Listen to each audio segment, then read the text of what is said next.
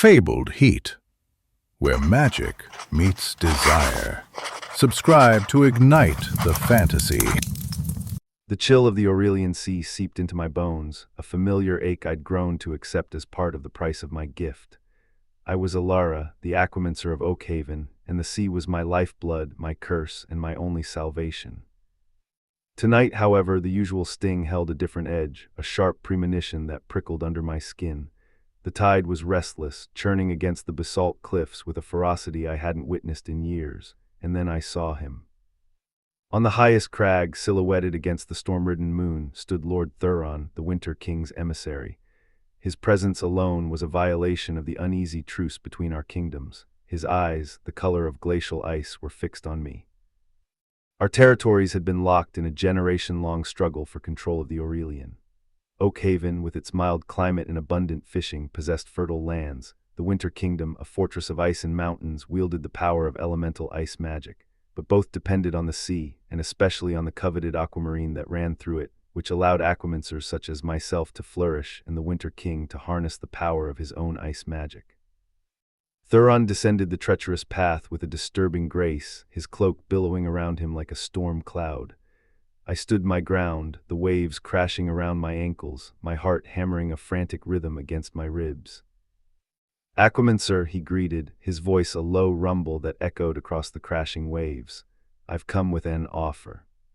"Oakhaven has no dealings with the Winter Kingdom," I stated, my voice stronger than I felt.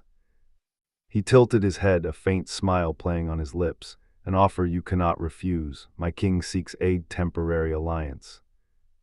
"Alliance," I scoffed. "After decades of raiding our shores, of poisoning our wells, you insult me." "The insult," he said, his eyes hardening, "is your king's continued denial of the true threat. The wastelands are expanding. The Necromancer grows stronger. Soon, neither of our kingdoms will stand a chance alone." I knew he spoke the truth. Whispers had reached Oakhaven of undead armies marching south, of shadows consuming the land. But alliance with the Winter Kingdom, it was a pact with the devil. "My king will never agree," I said, my hand instinctively reaching for the vial of aquamarine essence I wore hidden beneath my tunic. It was my source, my strength. "Then perhaps," Theron said, his eyes narrowing on me, "he will reconsider when he learns of your unique position."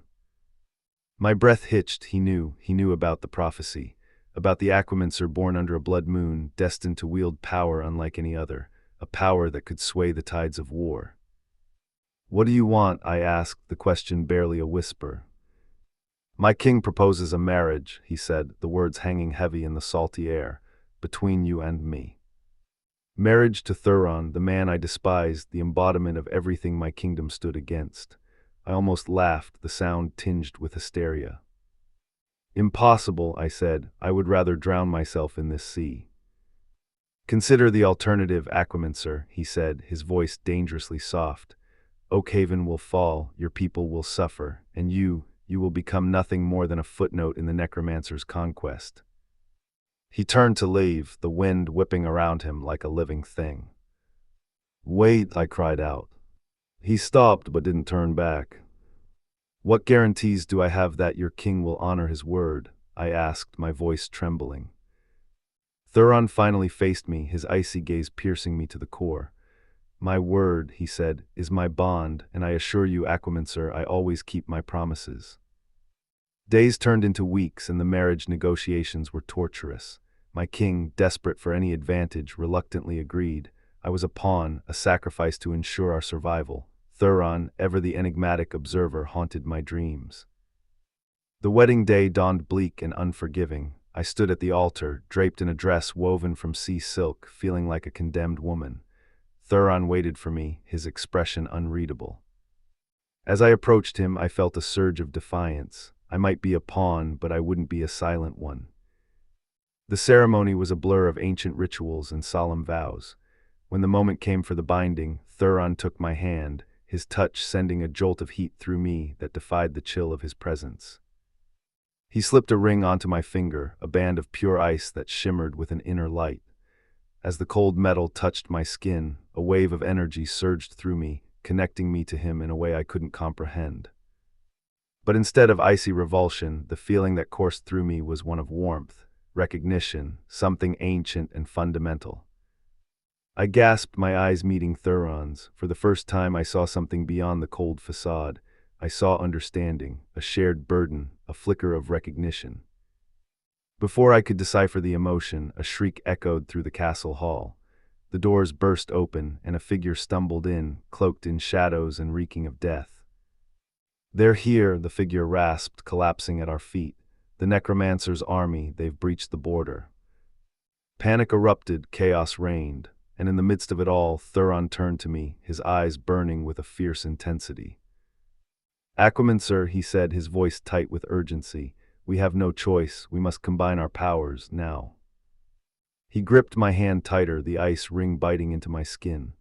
I closed my eyes, surrendering to the connection, to the power that flowed between us. Suddenly I was standing on the battlefield, the clash of steel and the screams of the dying filling the air. Before me, a horde of undead soldiers marched relentlessly forward, and behind me stood the combined forces of Oakhaven and the Winter Kingdom, their faces grim with determination. Theron was beside me, his hand still clasped in mine, our power intertwining, creating a swirling vortex of water and ice. "Are you ready?" he asked, his voice surprisingly gentle. I looked at him, truly looked at him, and in that moment I saw not an enemy but a partner, a possible ally, perhaps even something more. "Ready," I said, my voice filled with a newfound conviction. "Let us show them what happens when ice and water unite." Together we raised our hands, unleashing a torrent of elemental force that slammed into the undead army, shattering bone and ice and washing away the encroaching darkness. The battle had begun. The rest of the battle was a blood-soaked blur. Together Theron and I held back the horde, but we could not hold back the Necromancer forever. "We must stop the Necromancer or our people will fall," I said, gasping for breath. "We must go alone together," Theron commanded, grabbing my hand. Hand in hand we approached the Necromancer, and with a final surge of power I plunged my fist into his heart, my magic doing what steel could not. I had done it. I had just enough time to gasp with relief before the Necromancer plunged a blade into my stomach. I fell back into Theron's arms. He held me, horror-struck. "No, you cannot die," Theron wailed. "We are destined, it is foretold in the stars." "I am sorry it had to be this way," I gasped. I looked into his eyes and saw the truth. "I'm your fated mate." I died in his arms.